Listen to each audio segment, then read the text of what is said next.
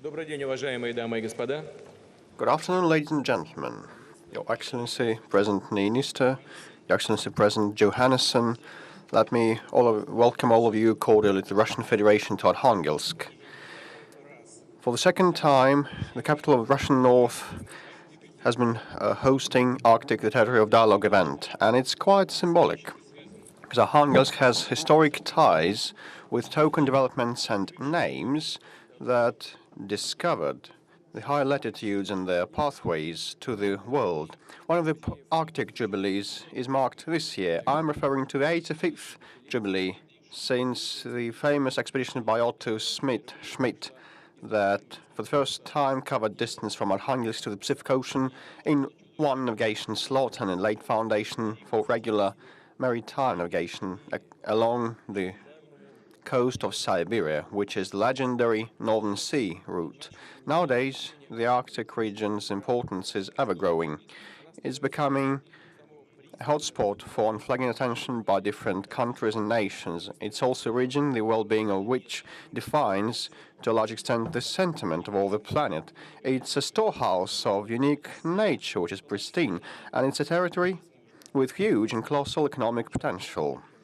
It's of significance to preserve the Arctic region as a space for constructive dialogue creation and equal footing interaction. And our forum is meant to make a significant contribution to that end. And today's topic is Man in the Arctic. It brings together high-profile academia, entrepreneurs and politicians, becoming a platform for serious expert talk about the present and the future of the Arctic. And this is what we intend. We want to seek and find new forms of practical interaction. Your expert assessments initiatives matter a lot for the Arctic Council, that for 20 years has been a sample of efficient tool of international cooperation not subject to external circumstances. Russia, accounting for 1/3 of the Arctic zone, is aware of its special responsibility. Our goal is to provide for the sustainable development for the Arctic. That includes modern infrastructures, tapping of resources, industrial development, raising the living standards of indigenous peoples of the North, and preserving their singular and distinctive cultures and traditions, relishing in treating them with care, I mean the government. And these goals should not be viewed separately from the matters of preserving biodiversity and fragile Arctic ecosystems. I'm pleased to note that the protection of polar and Arctic nature is among the international key priorities in the region, as well as the scientific cooperation. Here we should recall another important anniversary, 80 years since the kickoff of the floating Soviet station North Pole. And today its current successor, the Polar Research Unit Barno, is a home for many researchers from all over the world. Cooperation of scientists is important given the scale and of the territory and the dimensions of the plans of developing the region, including major international projects. One of the examples to cite is the Yamal LNG project, comprising 7 participating nations.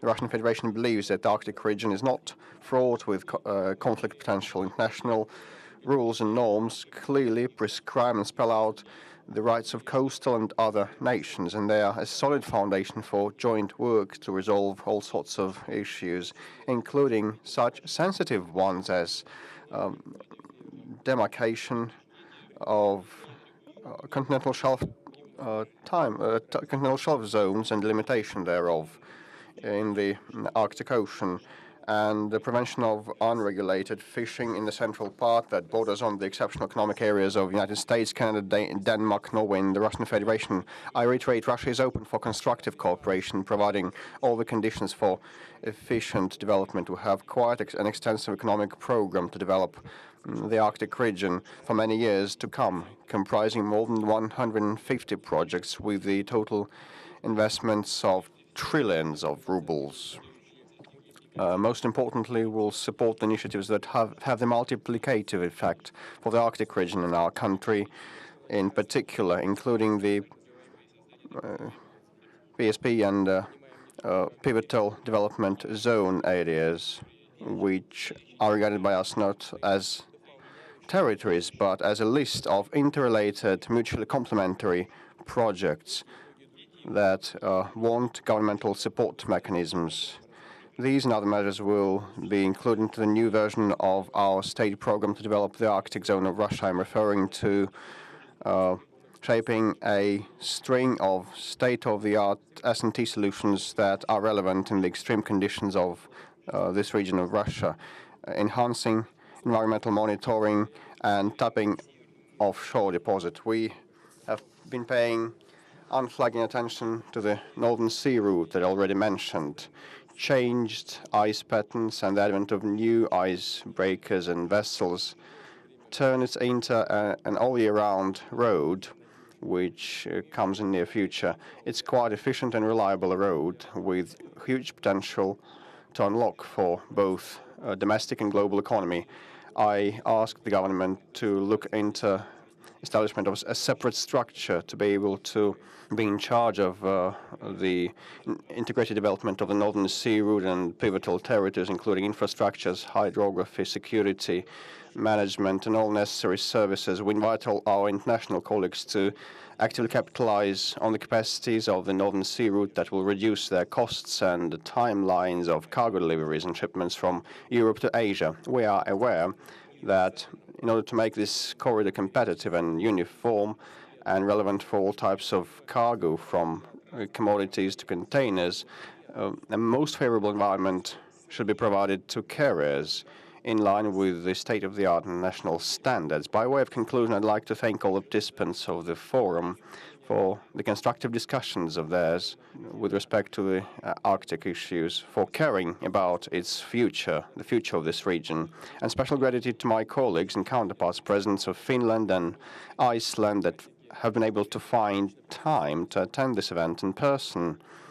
Such broad and high-profile international representation is a good sign and token of political will of Arctic and other nations to maintain the Arctic as a space of peace, stability, and mutually beneficial cooperation. I thank you for your attention, ladies and gentlemen.